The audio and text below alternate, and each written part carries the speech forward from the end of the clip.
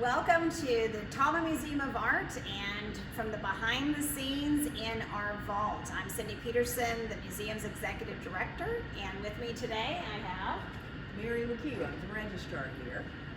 I'm Patrick Shaw-Cagle, Chief Curator and Deputy Director of Exhibitions and Collections. And we are so excited to show a little bit of our permanent collection. We have over 2,200 works in our permanent collection here at the Taubman Museum of Art. And we're going to show you the Eakins collection. And you'll learn a little bit more about our permanent collection. So it has really been wonderful as we've moved into the new building in 2008.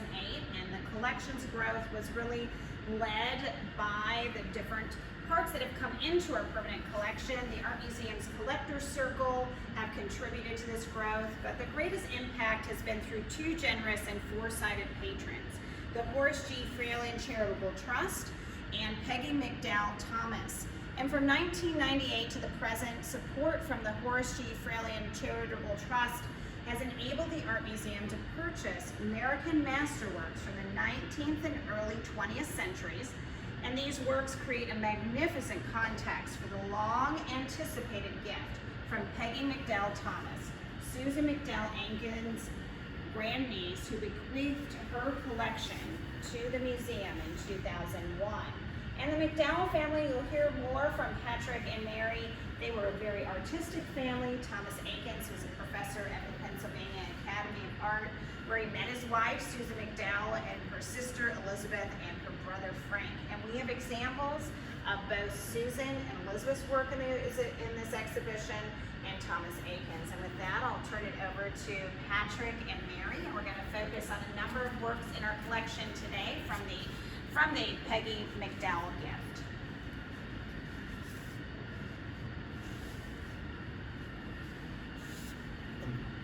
This portrait is one of our wonderful examples. We'll see some others that show a different side of Eakins, but this is a really good, excellent representation of his classic portrait style. He actually was a leader in transitioning American art away from landscape painting toward portraiture and other subjects. He studied first at the Pennsylvania Academy of Fine Arts, where he would teach later, and then went to Europe to learn from the masters there. He studied with Jean-Léon Gérôme and Léon Bonnat, both French academicians. But this portrait's interesting because it shows his wonderful technical skill and that naturalistic detail that he was so great at. But you can see this is a good example of his particular detailed naturalism. Unlike some artists where it might become dry or brittle in terms of denoting the subject, it still really makes you feel as if you can see the personality of this figure and maybe even his slightly uneasy expression in his eyes. And another interesting example, even though he learned from those European masters, unlike a lot of European portraits at the time that might have really important subjects that want to show their importance through attributes or pose or surroundings, he really just focuses on that naturalistic detail of the body and its costume against a blank background. So you really can focus that much better on the face and the detailed naturalism that I talked about earlier. Now, this picture here is the son of the subject of the last portrait. This is Walter Green McDowell, and he actually was Peggy McDowell Thomas's father. This is done, as you can tell, when he was just a little toddler. I believe it took every inch of his willpower to stay for as long as it took to take the photograph from which this portrait was made. Mercifully, it was just a photograph as opposed to the days it would take to do a finished painting. And I want to show you something here because his father had come to the Roanoke Valley with the Western Railroad to help create the terminus here. And of course that turned into the Norfolk Southern Railroad in our time. But look here.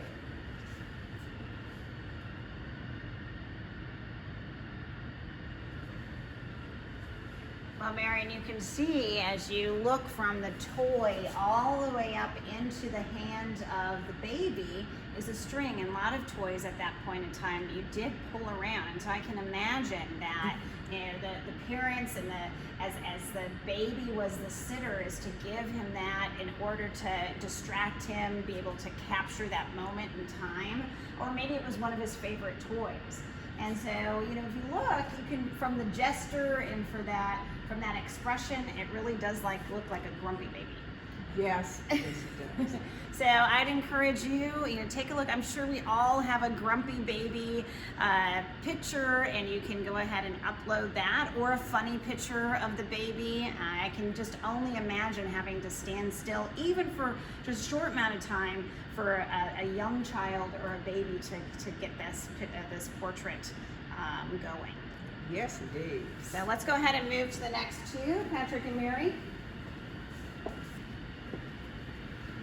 And in the collection, we also have some wonderful examples of works by Thomas Eakins' wife and his sister-in-law. But these two other portraits are also by Eakins, and they're both of his father-in-law. But you can see one, he wears a hat. The other, we see his cuffs and the white under his jacket. And both of them, compared to the other portrait we saw earlier of his brother-in-law, they're not quite as detailed, but still very naturalistic. In fact, this one that you're viewing now with the broad-brimmed hat, it almost seems as if he's depicting his father-in-law, who was a master engraver, but here with that romantic kind of attitude of the expression, and then the more broadly brushed work handling, you think that maybe he's thinking of his father-in-law there as a social type, maybe, like the traveling philosopher, whereas the other one bespeaks his station in life a bit more. And you'll see nice landscapes and some portraits also by Susan, his wife, and her sister, his sister-in-law. This is actually again Elizabeth McDowell, Kenton. It's a beautiful landscape. As was our baby picture.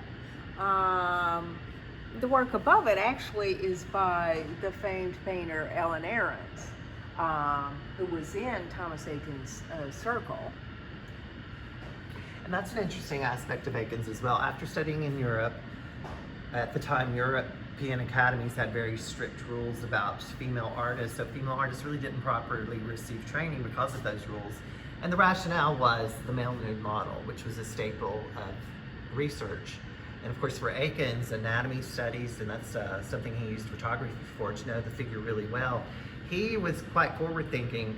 Some of his personal relations with women weren't the greatest, but in terms of his teaching at the academy, he came back and taught at the Pennsylvania Academy of Fine Arts, and he allowed women to study from loincloth covered male bodies to really help them learn the fundamentals of art.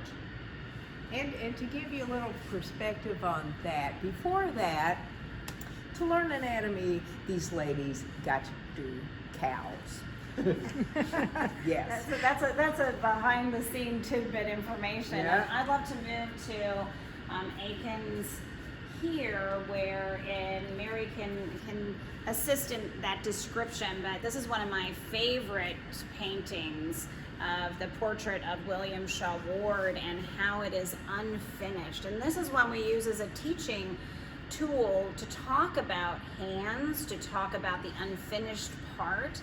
And Eakins was well known that he really did do a representation of the sitter's likeness.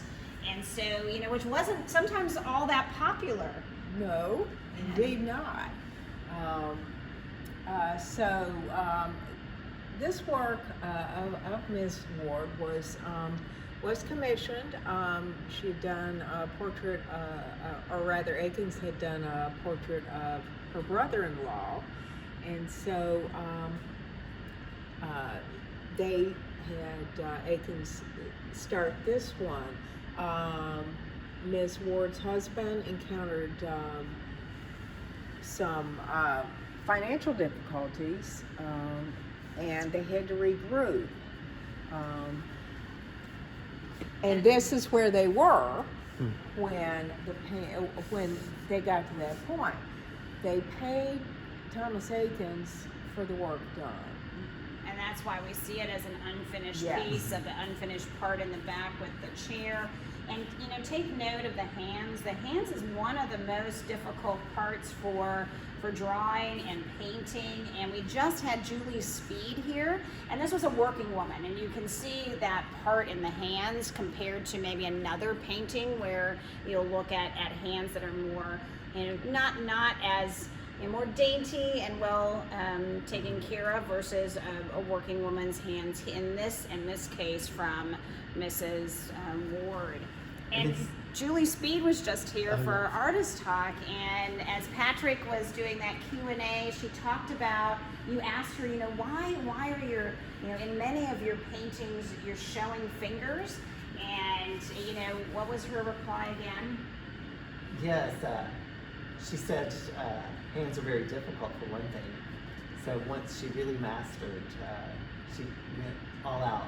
And she loves to show fingers with more fingers, sometimes hands with more fingers, but just so she can really show all kinds of gestures with the hands. And I think she even said at the very end, she said, I want to just show off. And yes. so and that's something as you're looking at paintings and you're looking at facial expressions like with the one we showed, but also with the fingers and the hands and looking at that detail as the artist creates. So I think this picture also reminds me how in this day and age, in fact soon after Eakins' time, that idea of a more finished face and certain parts combined with unfinished aspects, often in the background or with the dress, became an aesthetic. And in a way, even though this is technically unfinished at his lifetime, we can appreciate it as a finished work because of that unfinished quality. So it kind of bridges the face being very detailed and then other elements that are not quite as important, allowing the artist to show sort of bravura handling, which is interesting. well, and it also shows on that last note as we look at this portrait, it shows how the artist, the process, and what was coming towards the end versus towards the beginning, and what were the next steps. And I think with that, we'll do our subsequent taping sometime in the future where we'll check out something else in the vault at the Taubman Museum of Art. Thank you for joining us. Thank you.